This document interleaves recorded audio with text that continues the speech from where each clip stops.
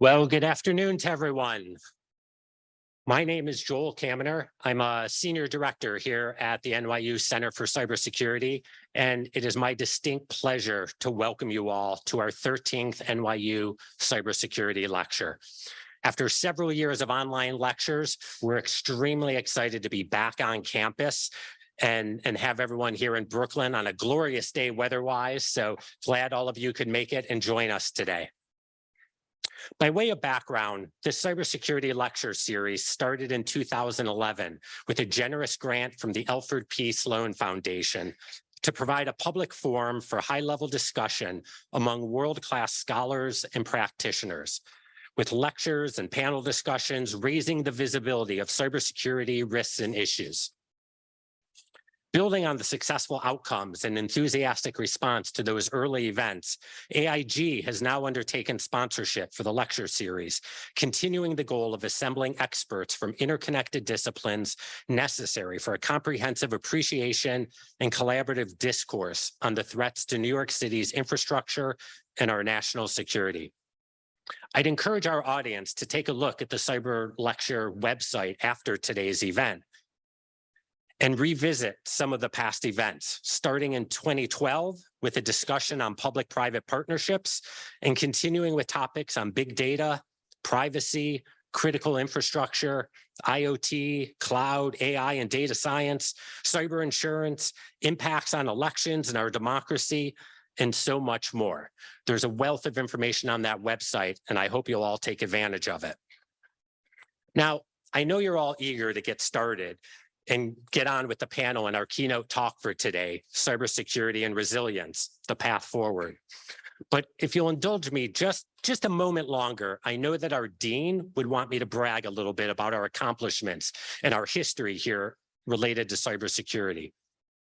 At NYU Tandon, we've been at the forefront of the field for more than 2 decades.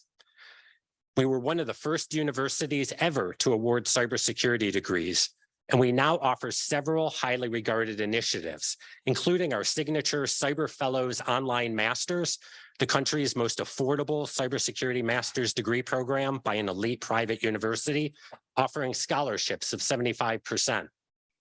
A master's in cybersecurity, risk, and strategy, a 12-month course of study offered jointly with the NYU Law School. And our newest master's in emerging technology, which we sometimes call Build Your Own Master's degree, allowing students to design a unique curriculum across cross-functional and high-value knowledge areas, including machine learning and AI, user experience and design, wireless, cybersecurity, innovation and change management, robotics, data science, urban informatics, and software engineering. You can craft the path and the curriculum that benefits you and your own professional goals.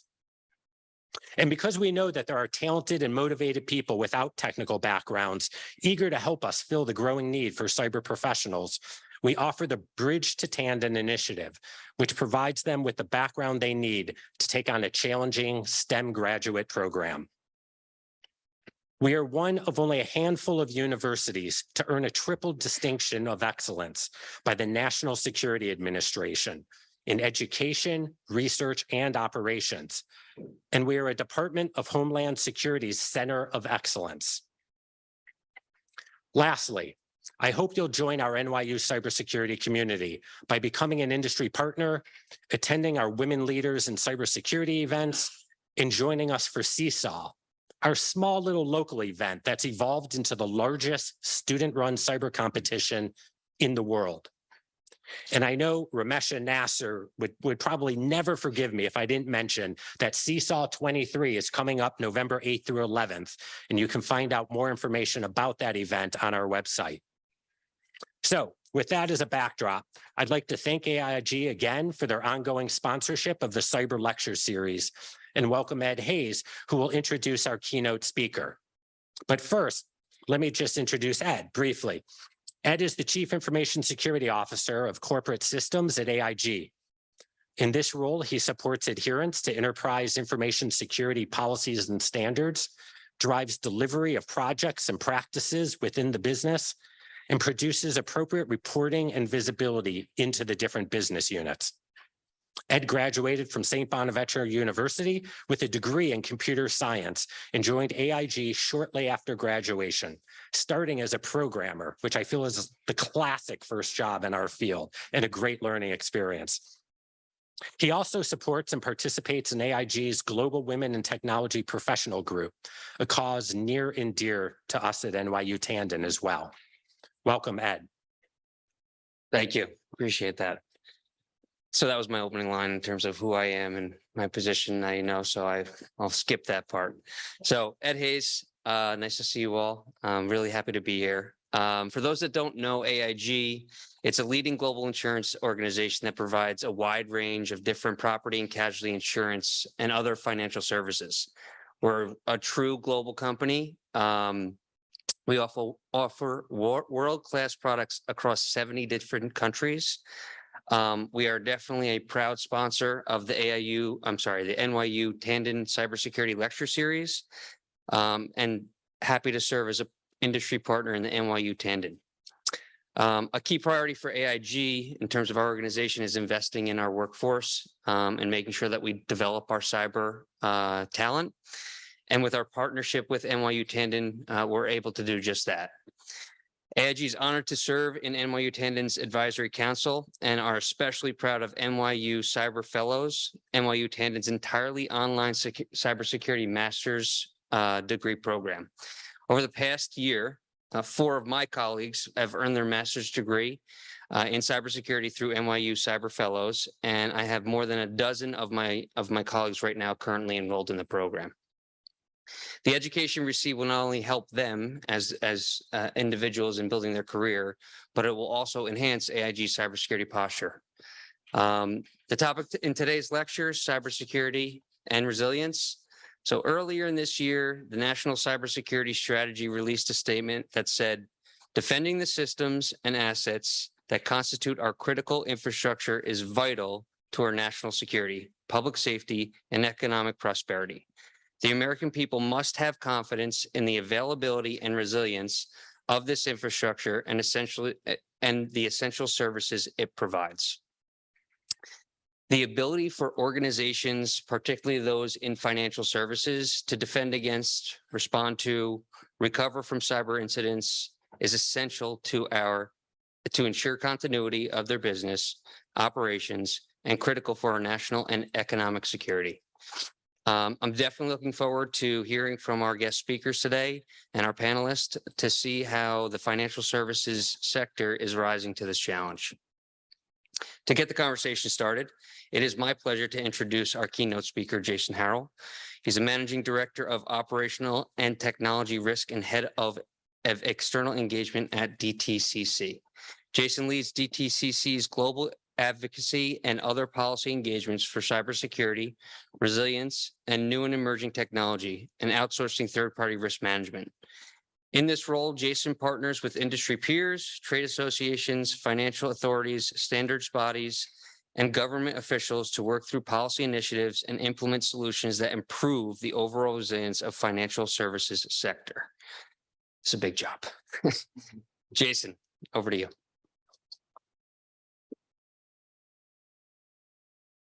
Wow, you guys are really nice. I'm gonna forward through some of these introductory slides real quick before I get started. There you go. Me. There we go. So before I even get started, I want to say good afternoon and thank you to all of you for coming out today. It's great to see you here, especially when it's such a nice day out in Brooklyn. I invite everybody to come to this side of the water. I live in Brooklyn, so it's always nice to see people who I know don't live in Brooklyn on this side of the Brooklyn Bridge. Before I start, I want to also take a quick moment to thank our NYU partners for pulling this event together, for AIG for, of course, sponsoring this event and pulling everything together, and then the panelists who will be joining me later in the programming for continued discussion. And then, of course, DTCC for providing me the opportunity to speak at this event. It is the end of the school year, so I know the last thing you want from me is another lecture. So instead, I have opted to tell you a story. And it's a story that I hope, everyone will walk away with a little something, or at least a few insights into our pathway forward. In the course of this, I'm also going to let you in on a little secret. So there's a little carrot at the end of this for those who are willing to follow along. So let me start with DTCC. I work for the Depository Trust and Clearing Corporation, also known as DTCC. It's the world's largest post-trade market infrastructure.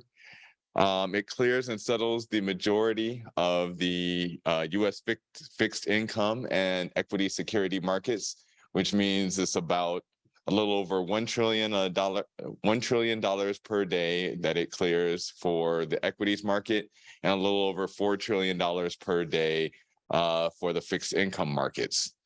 Last year, DTCC processed about $2.5 quadrillion in securities. That is about 15 zeros. And it's what I like to call the central nervous system of the US financial markets. And the thing is that most people don't even know what it is. But that is not the secret that I'm here to talk to you about today. I went to school to be a chemical engineer. There was no cybersecurity curriculum or even any cybersecurity courses anywhere when I arrived in '92. And I feel pretty confident in saying that because I went to Rensselaer Polytechnic Institute. For most of you who know, that's upstate New York. And I firmly believe that if something like cybersecurity existed, that we had the right collection of nerds to find it. So I look at where I am, I look at where we are today, and I say to myself, how did we get here? It's an important question to answer because without it, I feel like we cannot chart our path forward. In my current role, I work in cyber advocacy, which is a very plain way of saying that I work with financial sector industry groups, trade associations, financial authorities, and standards bodies, and global government agencies to shape rules, guidance, and standards aimed at improving the financial sector's security posture. And before I worked in this role, I spent probably the better part of 20 years in various IT and cybersecurity roles. And with that, I was really a person who, what we say in the industry, was the hands on the keyboard. So actually doing the implementation of technology and security controls. And I did this at numerous financial institutions. And I only provide this context so that I can qualify my opinion that from where I'm standing, things look grim. And not only do things look grim, but today's cyber threat actors actually look like a collection of Marvel character villains. I put two Magnetos up there because depending on when you actually started watching, you may not know who one of them is. For those who have never watched a Marvel character movie or has somehow convinced themselves that DC Comics actually makes better movies, I urge you to get your life together. Now, not to dismiss any of the villains on this screen, but I believe all Marvel comic movie watchers can agree that Thanos is the most powerful villain of the bunch, and therefore Thanos will represent our nation state actors. These threat actors are well-funded, they're persistent, and they're highly skilled. These actors also have a range of motives.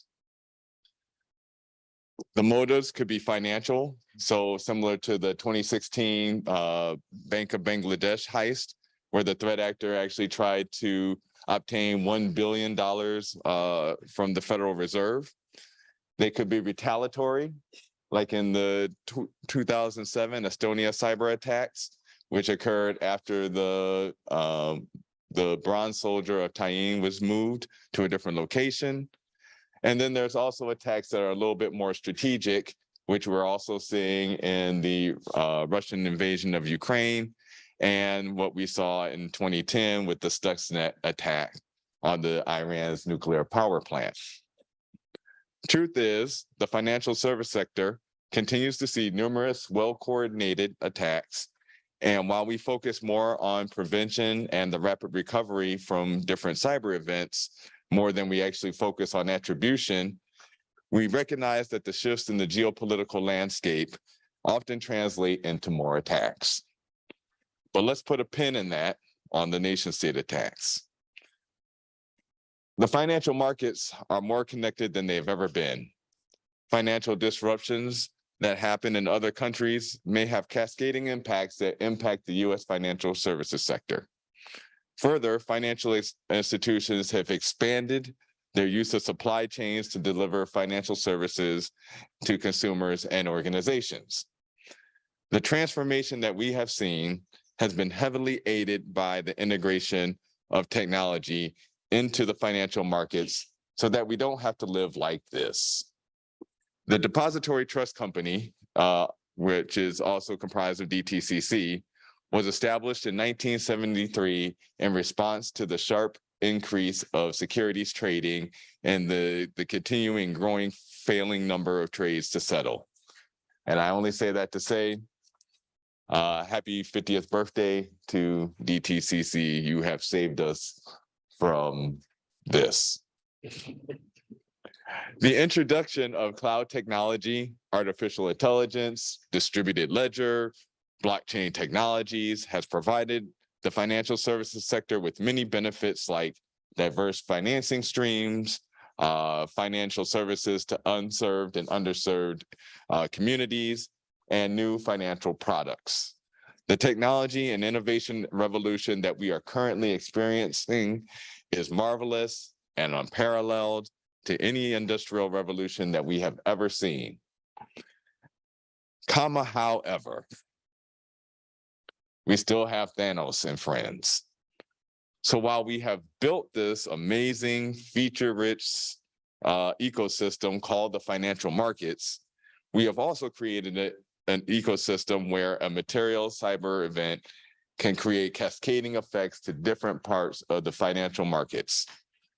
And in addition to that, we've increased the surface area through the number of new market entrants and supply chain providers that leaves this ecosystem with many places for an attack. So while we think about that conundrum, let me introduce you to some additional players in this game.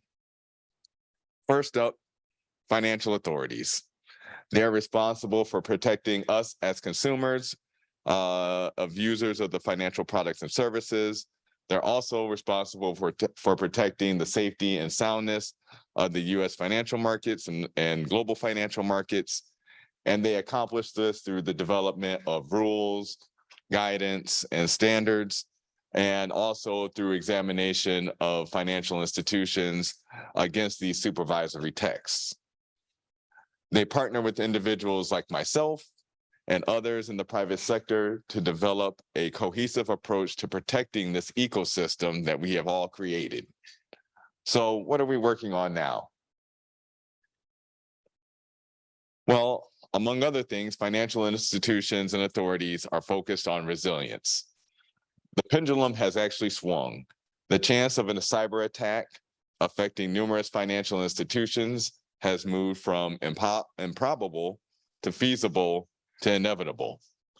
Now, this doesn't mean that we have thrown in the towel when it comes to protecting this ecosystem. We need the ecosystem to be self-healing, and self-healing has to be rapid and safe and protect the consumers and the organizations that are living in it. So what is resilience? Resilience is the ability of the financial institution or the financial services sector as a whole to protect, detect, respond to, and recover from operational incidents, which include cyber attacks. So we as financial institutions work together with financial authorities through symposiums and workshops. We do panel discussions, we have direct meetings to make the valiant attempt to harmonize or coordinate a set of rules that we can all agree on and that account for the different types of financial institutions that comprise the financial markets. And that is hard. Why do you ask? Well, I'm glad you asked. Have you ever tried to get a group of 10 people or more than 10 people to decide where to go to lunch? Just one place where they can get everything that they want to eat, where all the dietary restrictions are being met, where everybody's hankerings can be addressed? Well, I don't do that anymore because it's the same thing that I do at work. Another area that we're focused on is cyber incident reporting. When a cyber incident occurs, financial institutions may have to report that incident to several financial authorities. Each financial authority has a different time frame for that reporting. They want different information from that reporting. They want different methods of how that report gets to them. So whether that's through email, whether that's through a web form, whether that's through a phone call, and they have different time frames for giving updates, making compliance across numerous financial authorities extremely hard. Financial institutions and authorities agree on this challenge, and they're working together to develop solutions to address the issue. A good example of this partnership is actually the Financial Stability Board, and they have partnered with the financial institutions to actually develop recommendations to improve cyber incident reporting. And you can actually see this through their Achieving Greater Convergence for Cyber Incident Reporting, which can serve as a template to help the industry forward to standardizing how incidents are reported to financial authorities, but also how do we get the intelligence back from the financial authorities so that we can raise the floor on the industry preparedness for cyber events. And then last but not least, we have third-party and supply chain risk management that continues to create challenges for financial institutions for years. And I do literally mean years. Financial institutions have developed questionnaires so that we can gain information on the controls from third parties on how they manage their risks and how they manage the risk of their subcontractors. But now with resilience, we not only need to understand what the controls are, but we need to understand if those third parties can actually recover their operations in a very timely manner for the services that they're providing for financial institutions. And that is beyond just knowing the risk controls. You actually have to be able to understand that they can recover and that you can use their operations. In addition, financial authorities continue to be concerned with cloud technology use, given that there's only a handful of viable providers being used by many financial institutions, the result being a concentration risk to the financial services sector and in an ecosystem, which we have already established is very highly interconnected. The US Treasury has put together a white paper on this and other challenges relative to the use of cloud services within the financial institutions. So let's move to the second player, government agencies. Government agencies are accountable for, among other things, the protections of systems and assets where the incapacity of such systems and assets would have a debilitating impact on the security, national economic security, or national public health and safety of its constituents. In the US alone, we have several government agencies that include, but are not limited to, US Treasury, the Department of Homeland Security, or DHS. You have the Cybersecurity and Infrastructure Security Agency, or CISA.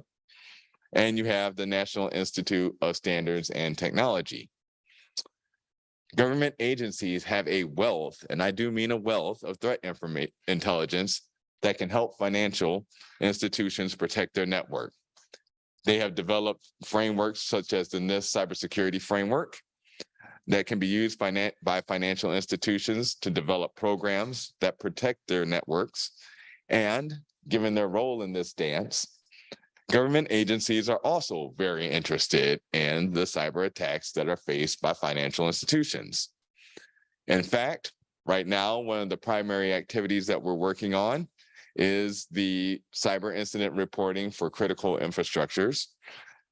This act will actually create a framework for critical infrastructure operators like financial services to report instances where Thanos and others of his ilk attempts or is successful in attempting to impact their networks. And Thanos and his friends are amazingly strong. And here are some numbers that support their flex. 84 minutes is the time that it takes for an adversary to move laterally from an initial compromise of a network. That's not a lot of time. 112% is the increase in the number of advertisements from access brokers. And access brokers are basically people on the dark web who are selling active user credentials. And that was between 2021 and 2022. 71% of all cyber detections were actually malware free in 2022. And that's largely because the attacker had valid credentials.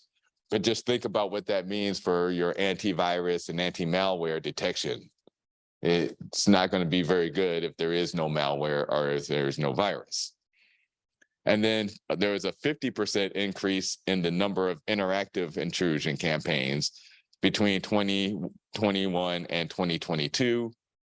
And what that is that we are seeing more hands on the keyboard. So attackers actually seeing what responses they're getting back from machines, responding to what those error messages are giving them, uploading tool sets onto the device, and then using their tool sets to continue to make their way throughout the network. And of course, and this has been the case for a while, there's actually more money made per year by cyber criminals than in narcotics. And therefore, Pablo Escobar is probably wondering why he didn't make a better decision. We have nation-state threat actors trying to cause disruption or steal information and financial assets from critical infrastructure. We have a highly connected financial services ecosystem. We have challenges trying to coordinate consistent rules across a wide range of financial authorities and institutions to provide better protection to this ecosystem. And we have new and emerging technology that is fostering a new industrial revolution that may create new challenges or enhance existing challenges to this ecosystem. So what is the secret? There's the secret. Less than 35 years ago, if someone wanted access to the internet for their job, they had to put in a request just like this so that some IT person could decide whether the request was valid or not to allow it. So in the course of the last 35 years, we have gone from requesting internet access via a paper form. This isn't an online form. This is a paper form, sending interoffice mail to the IT department so some guy can sit in there and go, maybe. And now we are actually trying to protect networks from nation-state threat actors. And that is why, ladies and gentlemen, I say this looks grim. But the biggest secret is because we rarely, if ever, look at this challenge from the lens of its progression. And as I look towards the next 35 years, there are a number of you in this room that will face the same challenge and need this perspective. However, there are some things that we can do to improve our current outlook. The path forward. First, we need to increase the number of people working in cybersecurity. Today, there is anywhere from 300 to 500,000 more cyber jobs than there are people to fill them. And that number is projected to grow over the short term. However, there continues to be an underrepresentation by women and men and women of color. And you ask why that is? Well, a wise man once told me, Jason, the answer to all your questions is money. We need to continue to find ways to invest in these groups and to provide opportunities to learn in a format that promotes learning so that we can integrate these groups and close the gap. I believe that it's truly the only way for us to bolster this workforce in a meaningful way. Public-private partnerships. Big bank take little bank. Oh, that sounds like somebody who actually knows what that game is. So I'm going to ask anybody, who knows what big bank take little bank is? Yeah, so back in my day, so this is a while ago, we used to play big bank take little bank. And basically the game was you would challenge someone to reach in their pocket and pull out their money. And if I reached in my pocket and I pulled out more money, then I won and I took the money from the person who had the little bank. That's how that game worked. So explained in a different way, if you look at the Marvel character example, Thanos didn't actually lose until everyone chipped in and attacked him together. Nation state threat actors spend billions of dollars on cyber capabilities. Even the largest organizations' budgets pale in comparison to the money spent by these threat actors. Hence, proposing that financial institutions defend themselves without government assistance is a lot like playing big bank take little bank. Eventually, the person with the most resources is going to win. The only chance that we have against this adversary is to partner together, share information quickly, so that we, as a sector and as an actual community, can respond and protect ourselves from these threats. Without everyone chipping in to defeat this adversary, we may find ourselves the biggest loser in this game. Last but not least, we must harness the power of new and emerging technology to enhance our cybersecurity.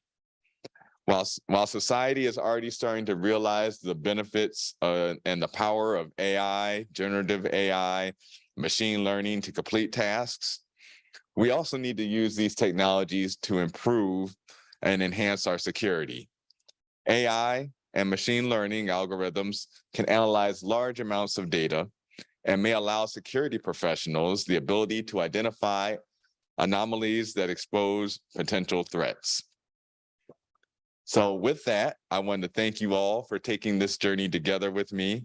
I hope that I was able to give you each a little something that you could take with you tonight and to use going forward in our quest to protecting our way of life. Thank you again.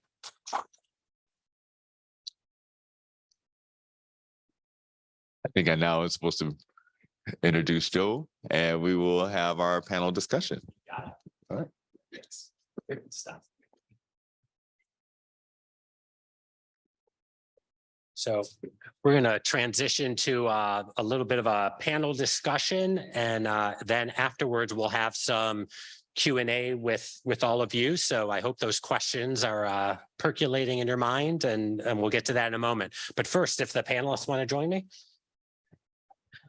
Awesome. This is really, really great. Thank you.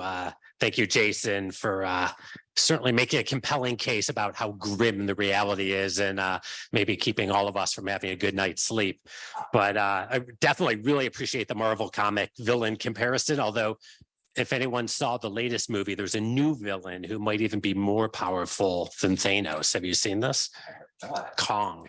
Kong is the next big villain, so keep your eyes out.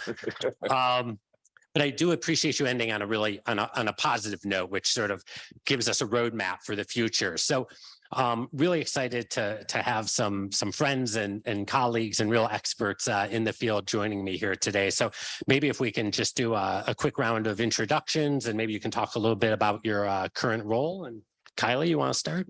Sure, I can start. So I'm Kylie Watson. I'm Chief Information Security Officer for Sumitomo Mitsui Banking Corporation. It's a large Japanese bank. It's about 400 years old. I've been there about that long, I would say. I've had lots of different roles over the years, technology, software development, run a few IT shops, things like that. I did have a stint as a business continuity disaster recovery manager for a while. You want to get rid of that job? Yeah, well, I love the title they gave me for the job, which was Global Crisis Manager, which interestingly is actually a better description for the job I have today. So I'm the CISO. I'm the chair of the board of a technology company that provides services into the bank.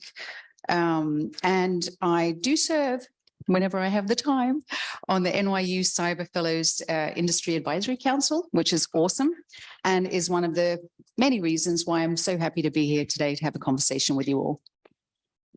Welcome. Thanks for joining us. Well, not to be redundant, I think you already know the cyber advocacy part of my job, but I also am responsible for our third-party assurance program, as well as our client cyber program, which is looking at the cyber capabilities and programs of the organizations that connect to DTCC.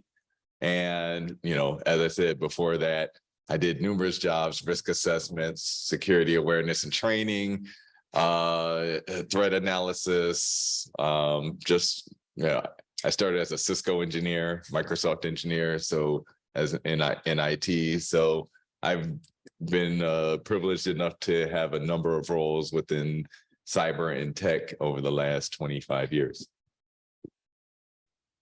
Great. And hi, everybody. I'm Ed Amoroso. By the way, nice talk. And I'm part of the faculty here in the center at NYU. I teach a course with Joel and devoted my life to cybersecurity. Maybe not as long as Jim Routh over there. He's been a lot longer than me.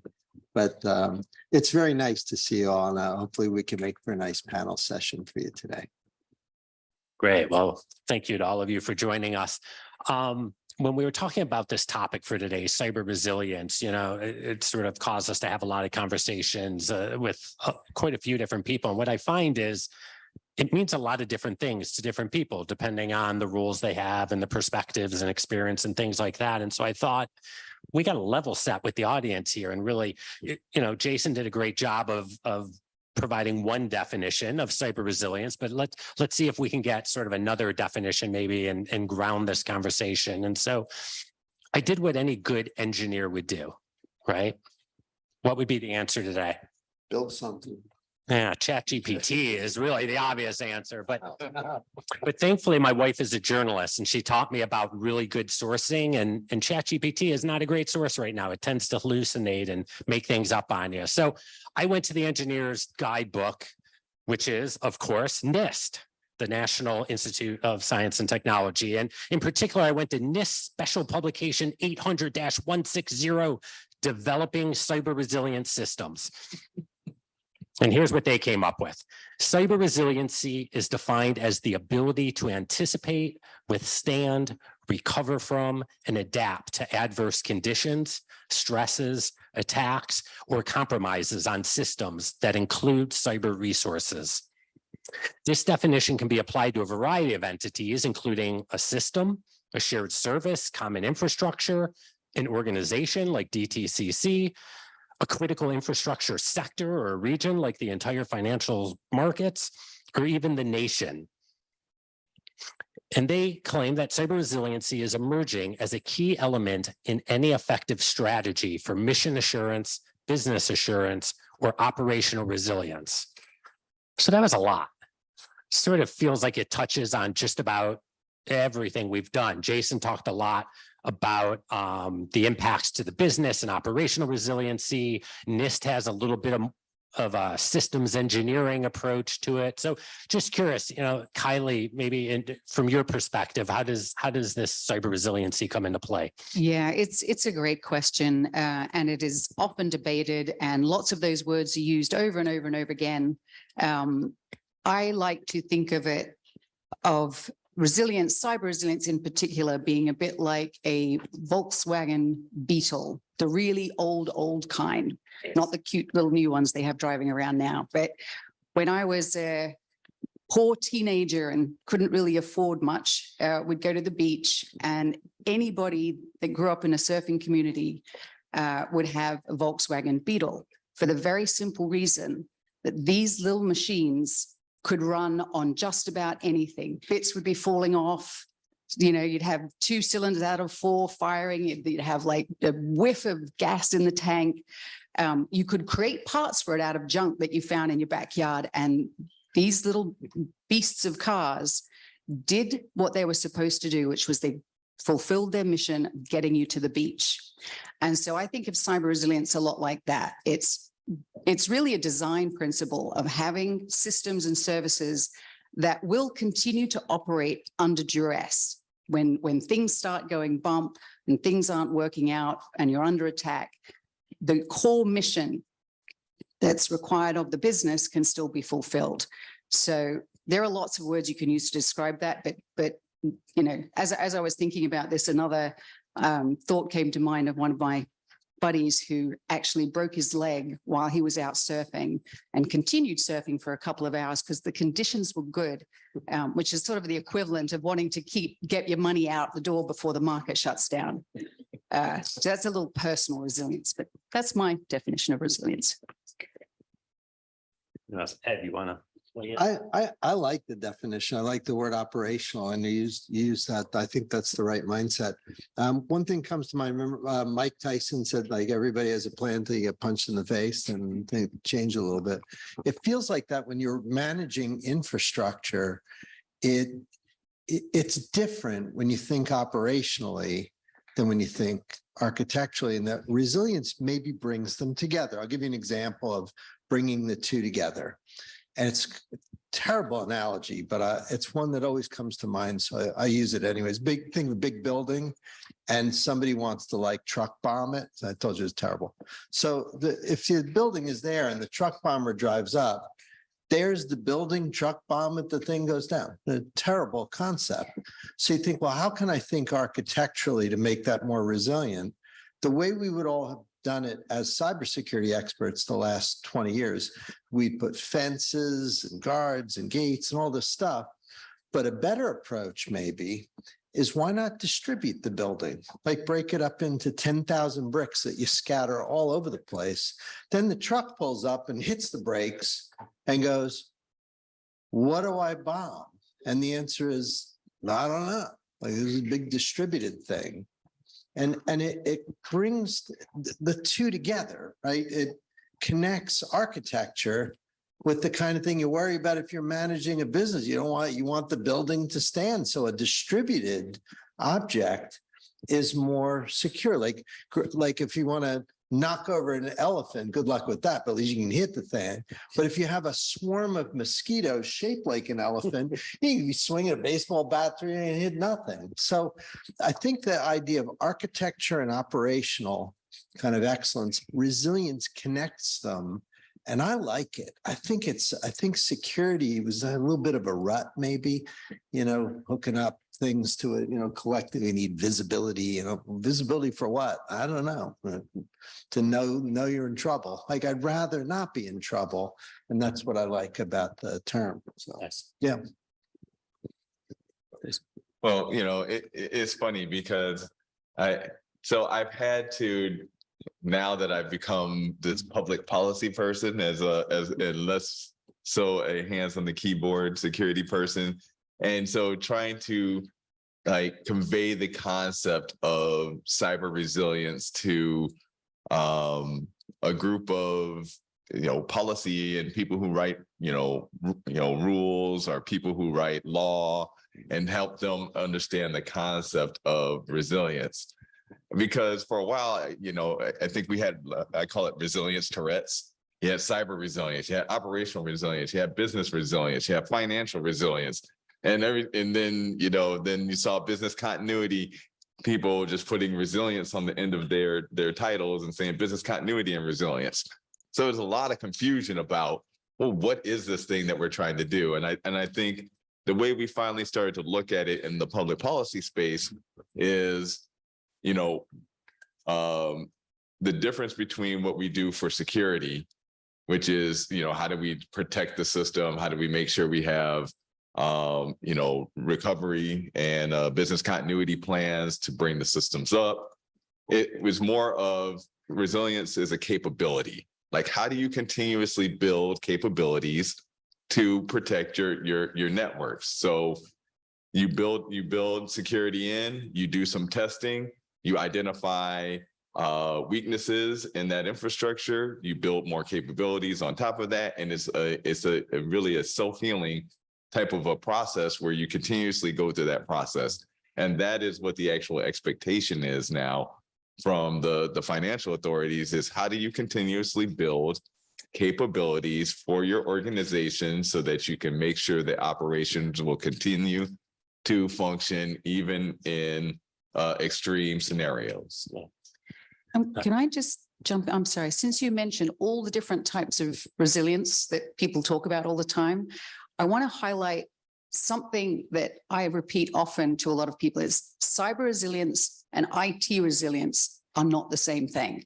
And a lot of people think cyber and IT are interchangeable and could be, but they're really not, right? So the example I like to give is our IT team spent an awful lot of time and effort building this highly resilient, highly available data backup capability, near real time, data's flying back and forth. There's a hardware failure of some kind. It's really resilient from a technology point of view.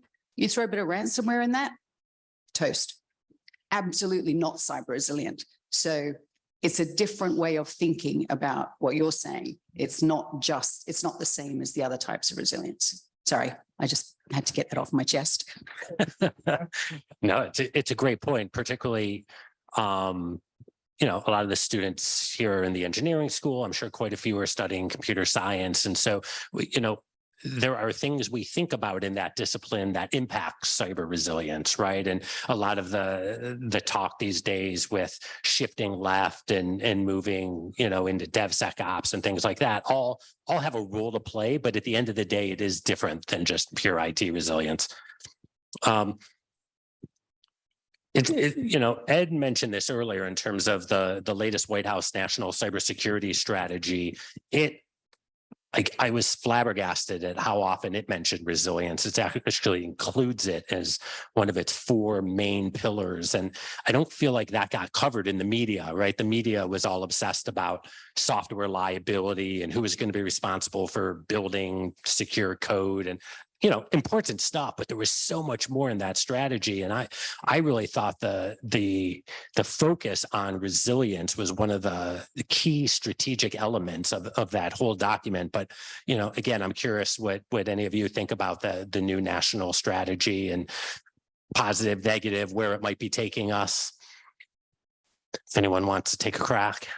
Yeah, I mean, look, I feel like I had some connective tissue with the strategy with the ONCD, the Office of National Cyber Director's Office, and the White House when they worked very hard on what need to be a part of the strategy. They did partner with different sectors to get an understanding of what we need to do as a nation as we look at security. How are we going to make things more efficient? So yes, of course, things like the security bill of materials, software bill of materials. I'm sorry, and things that who's responsible and who's going to be held liable. Those things are always great for the media to grab a hold of because, everybody looks for someone to blame when things don't go right.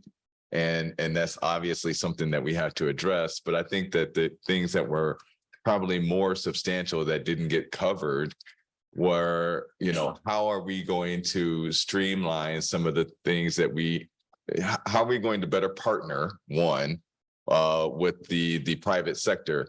And I don't know if most of you know, but probably 85 to 90% of critical infrastructure actually sits with the private sector. So imagine if you're in the government and you're saying, and you're being held accountable for the national financial and economic security of the nation. And somebody tells you, oh yeah, by the way, 85% of the infrastructure you need to protect, you don't even own. So how are you supposed to then provide the security and the oversight that you need to protect the critical infrastructure unless you're partnering with the organizations that actually are holding it? And so I think that is probably the biggest thing that, from a security practitioner, from a security public policy individual is more compelling for me, because it signals at least from the executive branch, that they are looking for ways to better partner with the private sector, which, I said before is going to be key for us moving forward in the space of cybersecurity and resilience.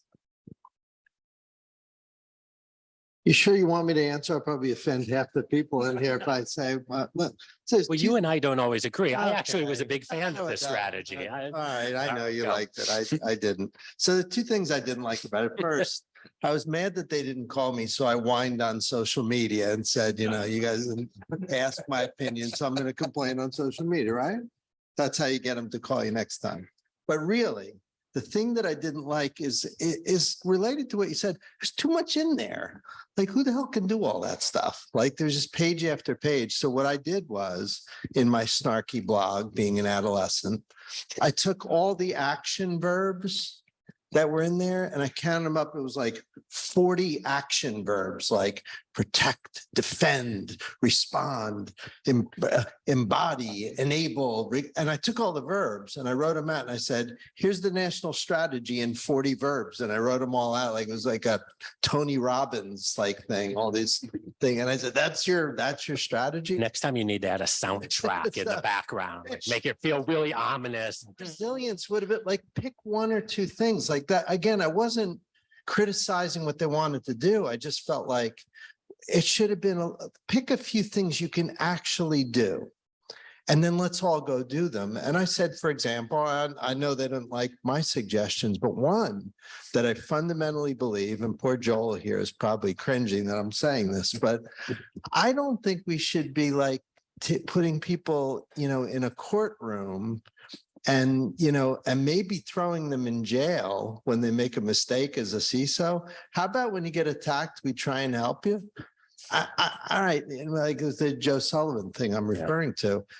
All right, you didn't get jail time, but man, you ruined that guy's career and maybe made some mistakes. But how about we let him teach? Because he should be here helping all of us.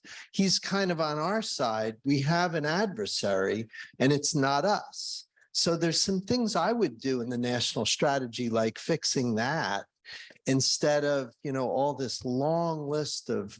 Let's liability for software companies. Are you kidding me?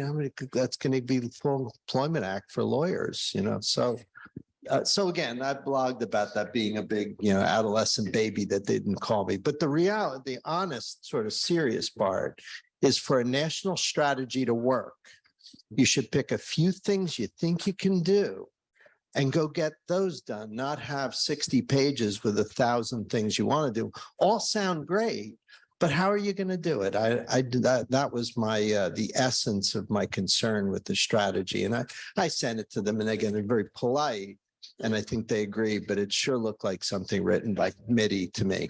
So. Was that okay? Fair enough. I That wasn't too bad? don't disagree with any of that. what I liked about Did it, I say something bad in there? I think that was all right. Okay. what I liked about it from a long-term aspirational perspective, and maybe that's the difference. You were reading it as give me a few concrete things to go do. These are but- all the things you should ever do. Like, it's like if we were teaching, Right. I guess I could live with that. Yeah. But it's called the strategy, which means you're supposed to do it. So if we graded Well, it that's next that's the year, next phase. They've created the working committees to go attack each one of those things that they. Kylie. Yeah, so- Wake us up. I don't want to jump on that bandwagon, but as I was reading through, I kept sort of making little notes. But how? Who? When?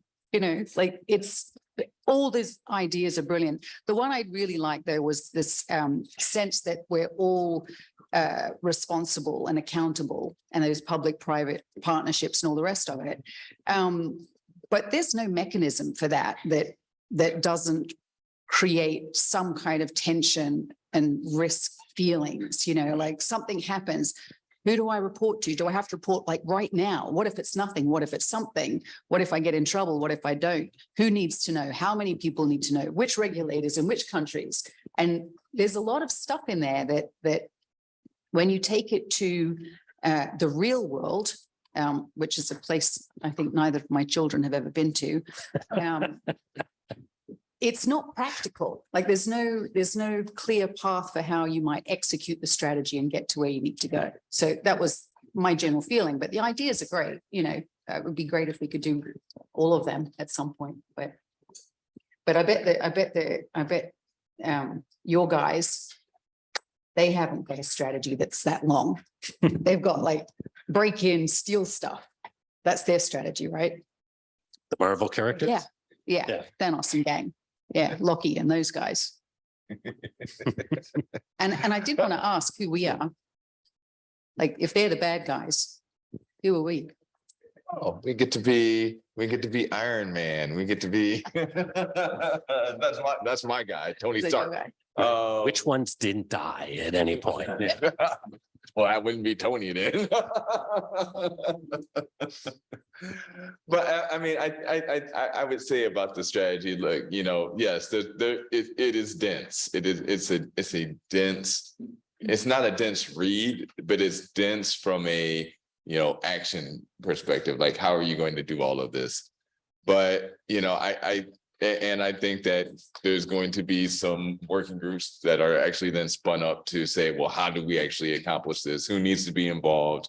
How are we going to better engage with, you know, some of the questions that we've been asking, you know, government to help us with as private sector entities for a while. And so to me, I look at it as more of a recognition that this has to improve and the beginning of a conversation that can be had to how we improve it. But I mean, to your point, yeah, around the, you know, the blaming of the individuals or the companies that are getting attacked. I think that, you know, it's I don't know how a better way to say it, but it's kind of victim blaming, which is actually highly ironic. It is exactly that. It is ironic because it's like anytime you do that and there's a society, you get publicly shamed, but then when somebody spends a lot of money and breaks into your network, then it's like, well, you should have done this or that and the third. And so it's kind of counter to what we usually accept from a societal point of view. But you know, we all got to get better at this. I think it just, you know, it goes to show the progress that's still, the path of progress that still lies ahead of us. Absolutely. Let me switch gears a little bit and maybe bring it into conversations you're having within your own organizations. Certainly one of the great transformations that we've seen in cyber over the last few years is everyone cares about it. Everyone notices it, right? Our business leaders, our tech leaders, the boards of directors, you know, at least in appearance are showing that they value this as one of the top level risks that they have to be concerned with. And it certainly wasn't the case years ago when we had to explain things and beg for budget and all the like. So I'm wondering, how the conversations are going within your organizations these days. How often are you talking to the board? Sort of what's the tone of that conversation in these very challenging and grim times, as Jason put it? Kylie, you want to start us off? Yeah, sure. So I think many of the themes that Jason touched on already in his story time, complexity of the environment, where do the risks really live? How do we really understand what they are? The interconnectedness of everything.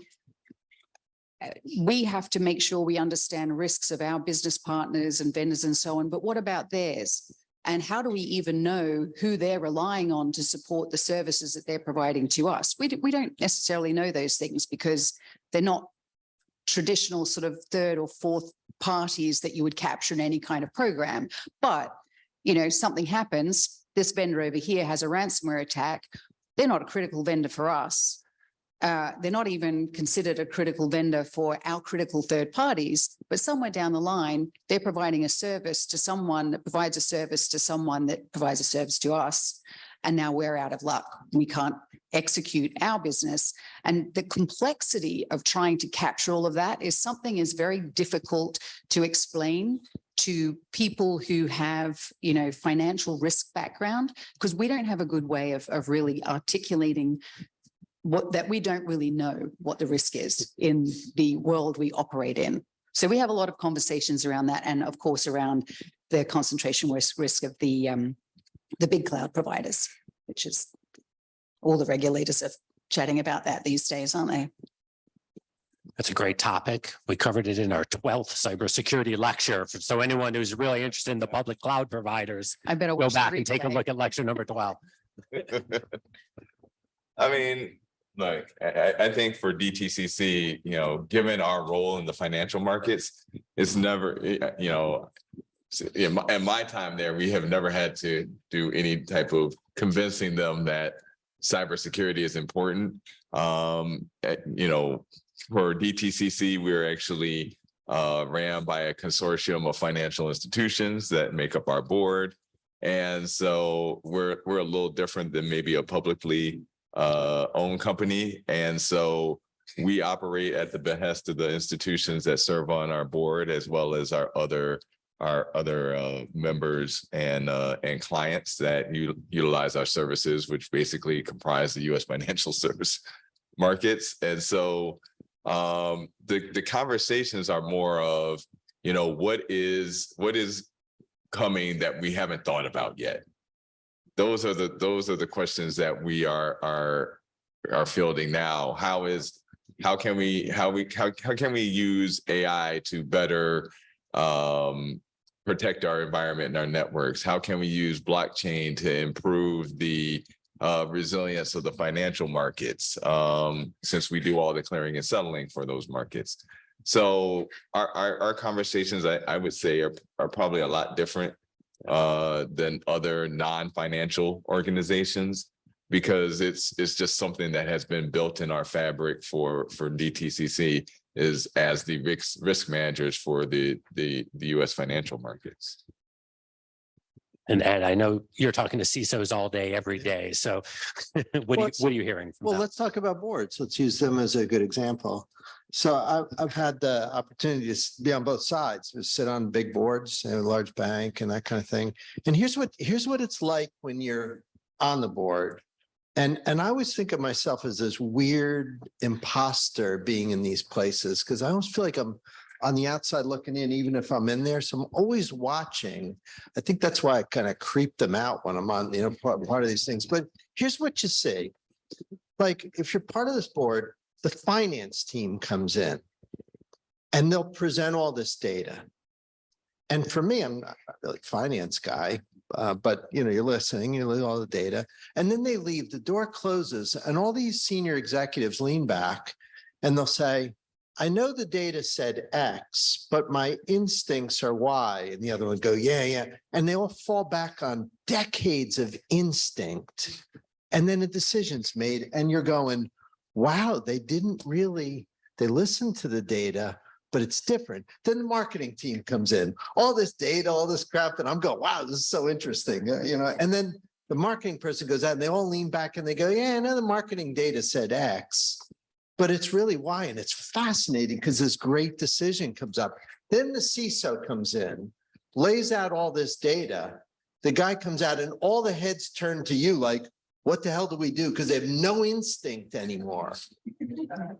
And you go, oh, wow, like you feel very powerful, like, well, we should do X, because you're the one. So having one person on a board with instinct is not really right. And furthermore, saying train the board is not right because you're supposed to have instinct. You're not going to get instinct from like 5 lectures in cyber. You should do that. I mean, it'll help. Not saying don't do that, but you see the difference? So people ask me, well, what's the answer to that? And then I have to give this sad but true answer, and it's called the actuarial tables. That's what fixes it. Another generation of board member comes in, and I've often joked that pick the biggest company somewhere, and I would posit that their interns probably know more about cybersecurity than the board members. So over time, that instinct is what you rely on in the boardroom, not data, right? I mean, it's instinct, and it's fascinating to see because this usually a good board is an eclectic group of people. It's clergy and teachers and business leaders. They all come together based on decades of instinct. But for cyber, it's really a terrible thing to watch because a lot of them make the joke before the board meeting. Oh, I don't know how to turn on this iPad. I need to get my 8th grader to tell me. They'll chuckle. And you're horrified because that's not really funny, So that's the problem. But it is true. That's the problem. So it's good that they're showing interest, but you're not going to be able to train them. It's going to have to be a new generation pops in, and then their instinct will kick in. Like Kylie on a board will go, well, look, here's the way you interpret that. So I think so I don't know if that's good or bad, but that's just what I say. I mean, you actually bring up an interesting point because you see this in sports, right? You're seeing, you don't get the same coaches anymore. They're like, hey, I'm watching the game. You're telling me what these statistics are, the guy with the glasses, but I'm watching the match. I'm watching the game being played, and I'm telling you, yes, you say that he's going to hit this shot 90%, but I've watched him miss 20 shots in a row. I don't have it. I'm like, I watched this guy hit 5 shots in a row. That's the guy who's going to take the last shot. And now we've replaced all of like the eye test, the instincts with analytics. Even in baseball, hey, before that manager makes a move, guess who gets to make that call? The guy with the analytics. Hey, don't do this, do this. This is the 3rd time through the rotation, get the pitcher out. The analytics guys are making all the decisions now. So, yes, I look in a boardroom and you're right. They're absolutely right. A lot of them are using their instincts, but are we going to end up replacing all those instincts with analytics? Because that seems to be happening in other industries, is that, like you said, going to the actuary table, that they're looking at the numbers now. Well, I'll make a quick plug. If we have anyone who owns a public company in the audience and you need a really good cybersecurity expert on your board, you should talk to one of these 3 afterwards. But yeah, if you want a cantankerous one who's good. Before we move to Q&A, maybe one last question. I was really glad to see Jason highlight the need for greater numbers of people working in cybersecurity and not just greater numbers, but more diversity across every dimension: race, gender, background, professional experience, you name it. The challenges we're up against require not just numbers, but different experiences and different perspectives. And I know it's a cause near and dear to those of us here at NYU Tandon. We've created a number of really innovative programs to try to do something on this front. but we as an industry, as a profession are quite frankly still just failing. And so, I want to just hear and touch on any good things you're seeing out there, innovative thoughts, ideas, and ways, both those of us here in higher ed and really just the profession overall can really try to make an improvement on this front. Please, ladies. Okay. I'll go first again. I think it's really important to just insist on it all the time, everywhere, every opportunity, whether you're recruiting, whether you're training, whether you're inviting people to discussions, whatever it is, you have to be insistent and persistent. And by you, I mean me, not you, I mean me. And people like me in positions where we can have some influence. So, classic story, you try and hire a diverse team and the recruiters are like, oh, well, I can't find enough diverse candidates. You have to insist that they go and find them and help them find them. And there are so many organizations and so many places that you can go find them. So you have to just go and do it.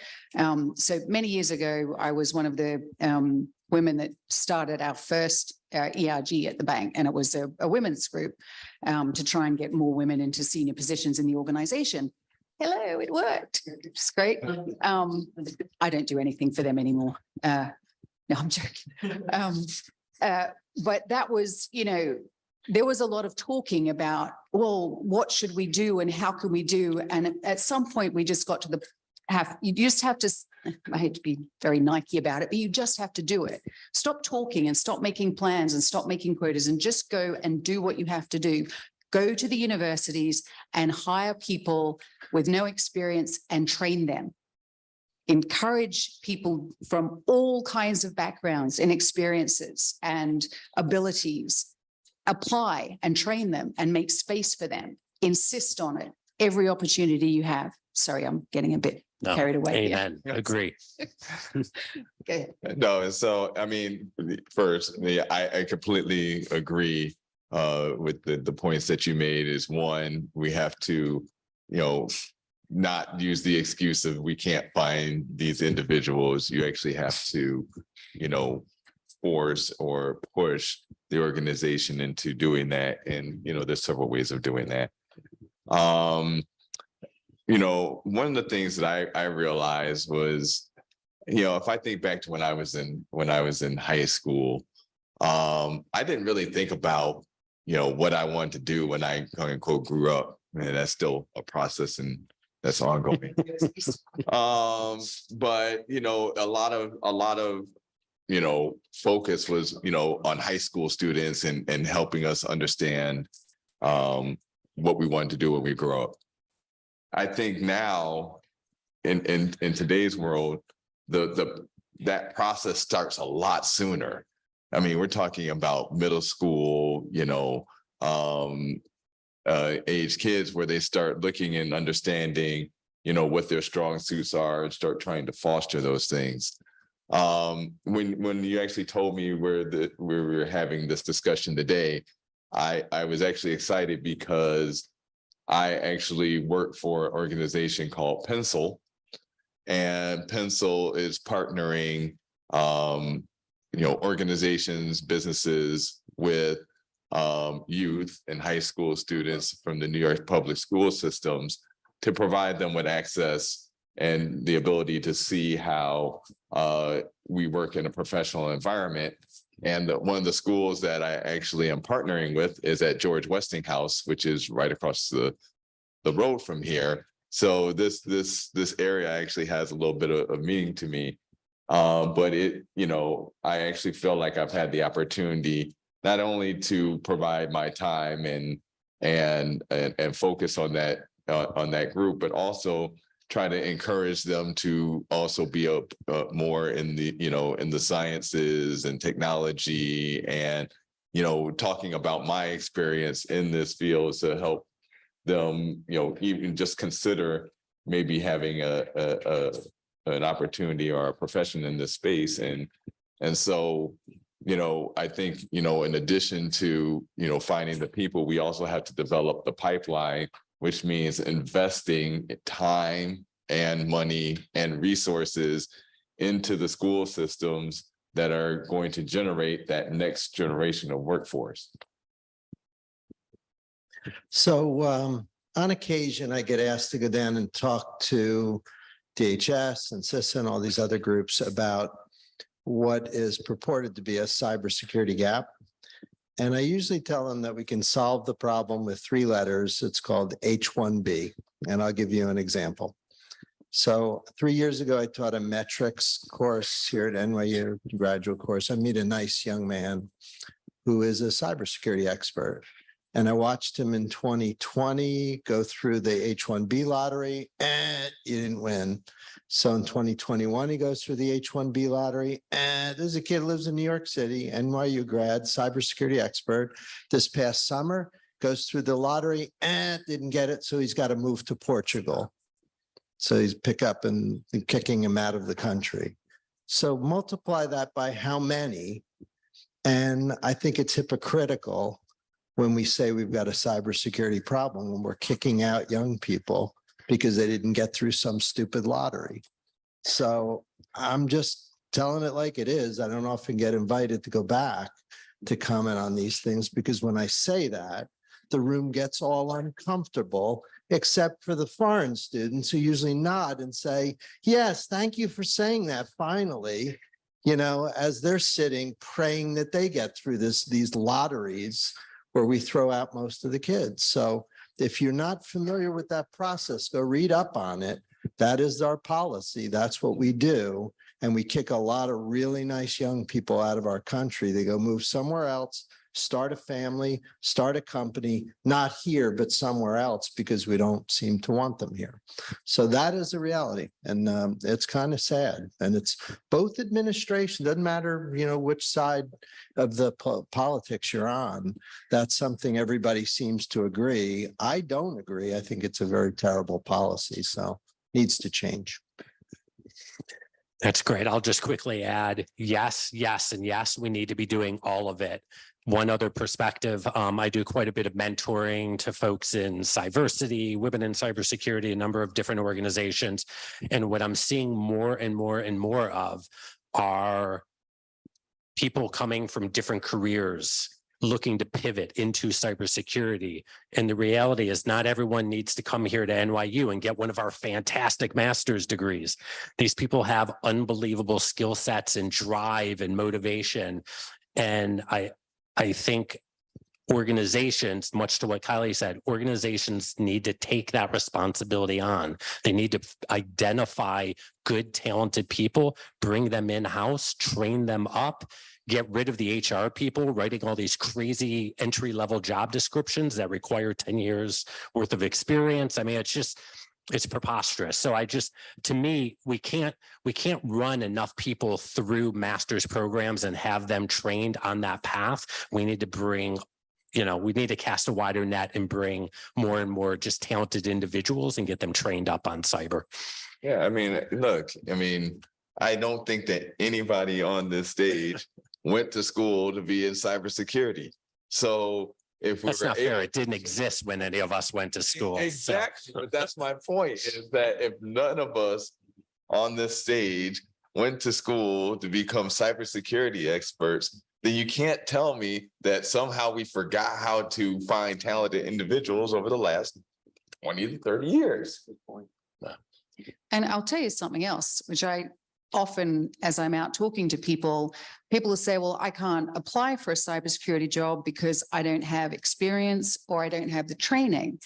And, my first job out of college was at IBM, and they trained me to be a systems engineer. I know how to write job control language for mainframes. Do you know how useful that is today? Not at all. Not at all. We got some mainframes. I was going to say, if you find the right, that could be lucrative. Is like that, right? But it's a much, much faster cycle. So the technology changes fast, the threats change fast, the response changes fast, and we should be thinking all the time and learning new things. And so this idea that you have to have decades of experience in cyber to be an excellent practitioner is just not true. Anybody here can tell you can take somebody and train them up and give them some hands-on experience and they'll be great. And as long as they've got that learning mode, so they can keep expanding their skills as the world changes around them, they'll be great practitioners. NYU, don't need a cybersecurity degree to be a good practitioner.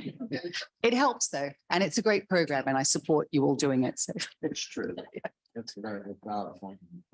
That's great. Well, thank you all. I know we saved time for a few questions. Maybe we're running a little late, but if there's one or two questions out in the audience, we'd be happy to pass the mic and give folks a chance. I'm so in love. Anyways, hi, my name is Ed Amoroso, and I'm here talking to you guys because I wanted to ask a question about technology in regards to, I guess, electronic bugs, kind of what you were speaking about. I'm losing your name, but the whole idea of having cybersecurity to protect people from other people with bugs, that's so smart. And like, I have the schematics in my head of how that could possibly work and how it would not work if someone else were to do it. I don't know. I did robotics when I was younger. I did robotics in elementary school with Lego. I don't know if you guys know that program or whatever. Connected to Johns Hopkins University School of Medicine. But anyways, I did that and we created robots and stuff like that. And I've been into cybersecurity for a very long time. I've worked for Alorica, I've worked for Aerotech, I've worked for Tech Systems, I've worked for Apple. I've worked for so many companies and I have information I probably shouldn't have, but I know that information is good enough to create the technology that I want to create. I guess my question is, let me get to the point. My question is that if I wanted to start creating my own technology and not patent it yet, right? Because I'm still creating it. What are the steps that I take to do that? Because I know that everybody is trying to create something and people are so quick to take other people's ideas. How do I protect myself and my own proprietary information? Well, first of all, I hope you brought a resume because you're probably going to get a bunch of offers here. You sound way too smart to not bring the resume here. If you're asking how do you sort of take the germ of an idea and make that into a company? Well, first we're on the wrong coast here because we don't do that on the East Coast. You got to be on the, well, teasing you. So they think stuff up on the left coast and sell it on the right. That's the big joke in our world, but that's not true. Okay. There's a million ways to bring an idea to market. It's there's no path that you follow. One is you incubate, you get yourself an angel investor, you get a couple like-minded people, and you get to work. And then you try and get some seed funding and then use the seed funding to build a little bit. And at some point you do a provisional patent if you think what you do needs some sort of protection. That won't cost you that much. It costs about $35,000 to do a full patent, but a lot less for a provisional. So there's all these different ways that you can do it. Here at NYU, there's a whole entrepreneurial program where you get some coaching and incubation, and you're definitely in the right sort of region to get some support. But if you were over on that left coast, then everybody in the room here would say, "Oh, I'm doing the same thing." We tend to work for banks here when So wait, what do I have to do if I just want to give that information? Good luck. Thank you. If I want to give that information to NYU, what do I do? Because I'm stick around afterwards. Oh, Don't leave, and we'll get you some. And anybody else who wants info on entrepreneurship, there's programs. Maybe one more question. I've got a question, actually. Fantastic. Hi, I'm Heather Lynn. I've worked in cybersecurity for about 20 years. I've done everything from threat and vulnerability management to adversarial attack research. One thing that I've noticed as I've participated in the various ESGs and things like that, we make a point of asking our executives and our leaders where maybe people like myself are not as well represented. The key question that we ask them is, how did you get your big break? What was the moment that got you to where you are? And increasingly, the answer that we hear from all of these folks is, well, somebody who was in power took a chance on me. I had no idea what the heck I was doing. And they took a chance on me to let me do this. And they put me in a position I wasn't prepared for and set me up to succeed and allowed me to succeed. And if that is a prevailing answer in our executive levels for folks coming through, How do we improve the opportunities for our current executives and our generational leaders to have those interactions with some of these other folks, whether they're younger, whether they're women, whether they're people of color, or whether LGBTQI? How do we get them into a situation where they can have more interactions with those people, where those instincts for what might make a good future leader can take ground, to take seed and promote these people? So, oh, great, I can take this one. So, no, it sounds easy, but it's not, because one of the challenges, and I talk about this, actually, I think I created a blog about this on my LinkedIn for those who are interested. Is, how do you get yourself in the right roles, and how do you network? That's I think the number one thing, because you're right.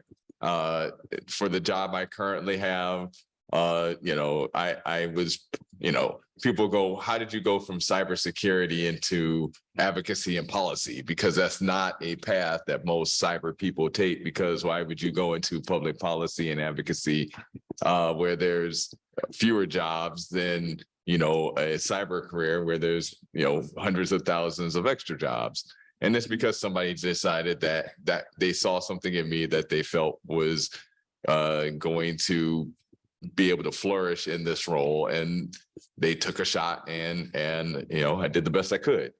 But it was also others who were willing to coach me because I knew cyber, but I didn't know public policy. So yes, a lot of things have to kind of align. So one is from the individual who's trying to get into those ranks, understanding how to network and interface, and then it's the individuals who are currently in positions of authority and influence, being willing to do coaching, mentorship, and sponsorship, and those three things are completely different. I call it paying it forward. So getting involved, trying to find somebody who, individuals or a group that work to do coaching. But it's more art than science, I'll say. But I think it's a two-way street. It's, first learning and knowing how to network and get yourself in the right rooms, and then individuals who are already there willing to coach and mentor and bring up that next generation. Yeah, so I'm going to give you a practical thing that we do. It's really hard if you're a junior person or a slightly shy and introverted person to find your way into the room. And we tried all kinds of things, events where people would show up and blah, blah, blah. The one thing that we do on a pretty regular basis that is really, really effective is we kind of do like speed dating, where we get our big conference room and we put a bunch of tables and a bunch of senior executives, and you bring all the junior people in, and they just go around the room and say hi to everybody and introduce themselves, and you have a chat.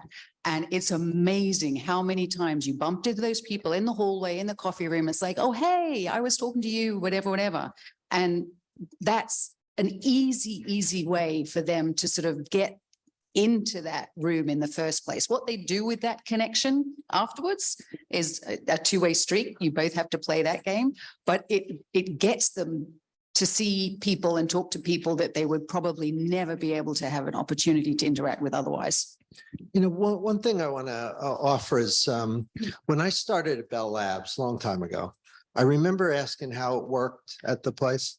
And one of the engineers there told me, he said, here's career progression. I hope this helps with your question. He said, like in Western Electric or a traditional like operations company, there's this metaphor of the line workers on the floor, and then the supervisor sitting a little higher, and then the VP here, and then the senior VP really high. And there's like this graph, it looks like a Pareto, where you're going up. As you get promoted, you go up. I remember him telling me, here at Bell Labs, it's a meritocracy. So think of it more like a bell curve at Bell Labs. Say it's this thing where you start and you get your merit gets you cooler projects. And then at some point, I forget what you said something like, I do threat management, I do SOC, I do this. At the top of your career, you're doing threat management and SOC, but then, you get promoted. Now you start down the other side of the bell curve. And now as you get promoted again, now you're a VP, now you're senior VP. Now you've reached the lowliest of all, the CEO. So in a technical sense, that meritocracy, you like to dream that maybe what we do is a little different than some other businesses where you're clawing to get up the ladder and it's probably not really the way it works, but you like to dream that merit, like you're that awesome sort of programmer, developer, engineer. You usually can tell. And it doesn't matter if they're shy or loud, you can usually tell when somebody is amazing. And you like to dream that we live in a world where as technologists, it's this bell curve and you reach the point where you're doing the best work of your life, and then you get the worst news of your life. You've been promoted. You go, oh no, that means I can't. Like, didn't they say that about pilots? Like, if you have one accident, you get yelled at. If you have two accidents, you're promoted. So they're not allowed to fly the planes anymore. So I hope that helps a little bit. What you describe as your role now sounds like a dream to me. And I almost hope you don't get a bunch of promotions because you probably won't enjoy it anymore. I hope that's a helpful image for you. Hello. That's great. Can I answer? All right, last one. I promise I'll let you all out. One more. Can you hear me clearly? Okay. Hi. I think in the United States, we have a very fragmented cybersecurity. We have, for example, in the Army, it has its own cybersecurity. Air Force has its own cybersecurity, so on for the Navy. We have cybersecurity for the FBI. We have cybersecurity for every department. There's no department of cybersecurity where other countries, other superpowers have, a single cybersecurity department. So my question is, for the long run, do you think it's better to have a department of cybersecurity, or do you think our model of fragmented cybersecurity will be better than theirs? You're asking a department of cybersecurity? Yes. So in the United States, we don't have a department of cybersecurity. We have the best we have is an agency that is belonging to a department, just like. Should it be elevated? Yeah. So, for example, other superpowers, for example, China, they have, a single cybersecurity ministry, and they put all their power, for example, and other countries. That's just an example. So, do you think our model of fragmented cybersecurity is working for our advantage, or do you think we should have a department of cybersecurity that we put all the money, all the efforts into it? Thank you so much. Yeah, and that's a great question. If I may, I'll start. I think we see the same thing in businesses. You'll have a CISO who's responsible for cards. You'll have a CISO who's responsible for investment management, investment banking. You have a CISO who's responsible for a different part of the organization. And that model is helpful because that individual is close enough to that part of the organization where they understand the specific risks and challenges that are associated with that business. You'll see some organizations and cyber is at the top of the house, and then the challenge at having it at the top of the house is that they're not connected to the challenges and the risks of a specific business. And so therefore, yes, you have better visibility across, but you don't have, you have this fragmented addressing of risks that are important for the different areas. So I think, ultimately what you need is a way of being able to combine getting that specific risk information that is particular to that different area, and then still having a mechanism where you're sharing information across so that there's a learning that goes across the different organizations of the risks that are happening within their maybe specific silos. And so, I guess my answer would be, you probably need a combination of the two. I have let's use the space as an analogy. So you have US Space Command for many years. And then a few years ago under the Trump administration was, all right, we're going to make up a space, Space Corps. So make this, elevate things up. And the debate, an appropriate debate is, if you've got a lump of money, do you dump it into R&D, like give Space Command more money to do research and development? Because the alternative, if you want to make Space Corps, you're going to put a bunch of money into creating an administration. You got to get a building, you got to buy people, you got to get the administrators, you got to put all this structure in place, and it's going to cost you a fortune. And I was blogging at the time, I thought, I feel like space is still something we don't know how to do. Like people go up in space, they live in the space station, they come down after a year and they're sick for like 3 months, they can't move. So you better fix that before. So it seemed like it wasn't ready. And I was saying, if you got money, let's spend it on space. That's awesome. But give it to US Space Command. Let's learn how to do more. Now, cyber, maybe it should. It's hard to say, but it's that debate between, do I want to spend more money on tech, architecture, learning, training, all the things we do, or do I want to lump it into building a big administrative, basically whatever it would be, a department or, something that would be elevated, say to cabinet status. I'd opt probably to not do that because that just screams bureaucracy to me. I don't know that it gets better because you have that, but I could be wrong. Again, it's a debate. But if you do that, you're going to spend money on administration for sure. Yeah. Thank you. I'm going to invite all of you to continue the conversation with our panelists out in the hall with our networking reception. But before we do, please join me in thanking our expert talk, Jason, Kylie, Ed. I also, again, I want to thank Ed and AIG for continuing their sponsorship of this cyber lecture series. And I also want to thank the folks at the Center for Cybersecurity here at NYU, as well as our digital learning team for making today's event really a great success. So thank you all for attending, and please, let's continue the conversation. Thank you all.